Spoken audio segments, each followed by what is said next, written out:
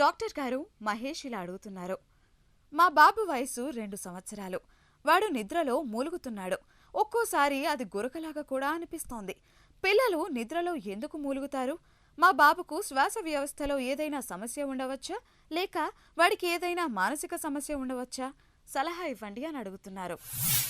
మహేష్ గారు, restless sleep వల్ల పగల పూట కూడా కొద్దిగా అంత కంఫర్టబుల్గా ఉండలేకపోవడం, స్కూల్లో సరిగ్గా అటెన్షన్ పే చేయలేకపోవడం, ఇంకోటి వాళ్ళకి ఎక్కువగా స్లీపీగా ఉండడం, మనకి డ్రౌజీగా ఉండడం, ఇలాంటివి గొంతులో ఇంకా నాసోఫారింగ్స్లో ఈ ఎడినాయిడ్ గ్లాండ్ అనేది ఎన్లార్జ్మెంట్ అవ్వడం వల్ల అట్లాగా వాళ్ళకి పిల్లల్లో అలాగా మనం మటుకి గమనిస్తూ ఉంటాం అన్నమాట.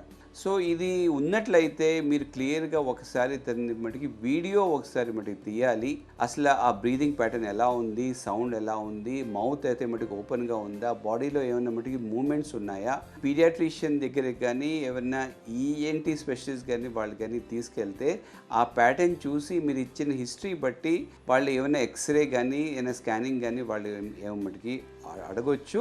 దాన్ని బట్టి ఇది ఎటువంటి ప్రాబ్లం, ఇది ఏమన్నా సిగ్నిఫికెంట్ ప్రాబ్లమా, దీని ఏమైనా మనం మటుకి ట్రీట్మెంట్ ఇవ్వాలా.